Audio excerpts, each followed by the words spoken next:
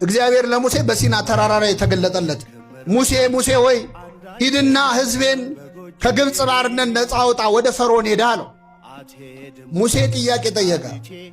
መሄዱንስ ሄዳለሁ፣ ግን ሄጄ ስነግራቸው ማን ነው ቢሉኝ ማን ልበላቸው አለ። ጥሩ ጥያቄ ነው።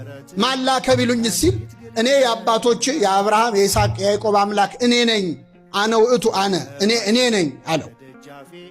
መለሰለት አልመለሰለት? አንድ በል። ሁለተኛ ጥያቄ ጠየቀ ሙሴ። ጌታ ሆይ እሺ አንተስ የአባቶቻችን አምላክ ነህ፣ ግን ሄጄ ስነግራቸው ባያምኑኝሳ? ምን ባይሉኝስ?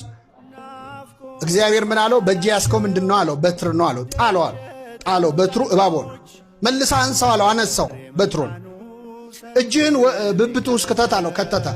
አውጣው አለው። ሲያወጣው ለምጾ ነጁ። መልሰ ክተት አለው። ከተተ። ሲያወጣው ንጹህ። ይሄ ነው መልሱ። ጥያቄው ምን ነበር? ምን ባይሉኝስ? በትሩን የጣልከው አንተ ነህ፣ እባብ ያደረኩት እኔ ነኝ። እጅህን የከተትከው አንተ ነህ፣ ለምጽ ያረኩትም ያነጻሁትም። ሄደ ለሕዝቡ ተናገር የማሳምናቸው። አንተ ምን አስጨነቀ ማለት። ስንት ጥያቄ ተመለሰለት? ሁለት። ሙሴ ሶስተኛ ጥያቄ ጠየቅ። ጥሩ ነው ጌታ ሆይ ማን መሆንንም አውቃለሁ፣ የምታሳምናቸውም አንተን አውቃለሁ፣ ግን ሄጄ ስናገር እኔ እንደምታውቀው ኮልታፋ ነኝ፣ ንግግር ብዙ አይሆንልኝም እና መናገር አልችልም፣ አንደበት የለኝም ማለት። ችግር የለውም ወንድምህ አሮን አንደበት ይሆናል፣ አሮንን አብሬ ልክልሃለሁ አለ። ስንት ጥያቄ ተመለሰለት? በሶስት ተመለሰ። በአራተኛው ሙሴም እንዳለ ታውቃላችሁ? እግዚአብሔር ወይ ከይቅርታ ጋር ሌላ ሰው ፈልጋለሁ።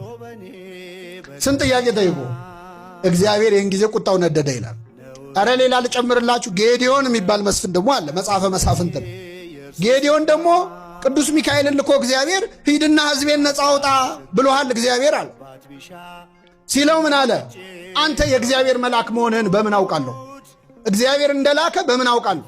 ስለዚህ መሥዋዕት አቀርባለሁ፣ እሳት ከሰማይ ወርዶ መሥዋዕቱን ከበላው አንተ የእግዚአብሔር መልአክ ነህ፣ አለዚያ አላቅም። ስለዚህ መሥዋዕቱን እስካቀርብ ድረስ ከዚህ ጋር እንዳትላወስ አለው ይላል። ማንን ነው እንዳትላወስ የሚለው?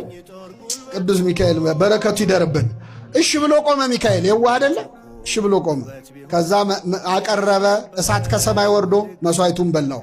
በል ጌዲዮን አሁን የእግዚአብሔር መልአክ መሆኔን አውቃሃል፣ ሂድና ሕዝቡን ነፃ አውጣ ሲለው ምን እንዳለ ታውቃላችሁ? በእኔ ነፃ እንደሚያወጣስ በምን አውቃለሁ? ስለዚህ የበግ ፀጉር የበግ ቆዳ አምጥቼ አነጥፋለሁ መሬት ላይ፣ ሌላው ቦታ ሲዘንብ እሱ ላይ ደረቅ ይሁን፣ እሱ ላይ ደግሞ ደረቅ ሲሆን ሌላው ላይ ይዝነብ። ያኔ እግዚአብሔር ሕዝቡን በእኔ እንደሚያወጣ አውቃለሁ። ተደረገለት። ድንግል ማርያም አምላክን በድንግልና ጸንሰሽ ትወልጃለሽ ስትባል እዚህ ጋር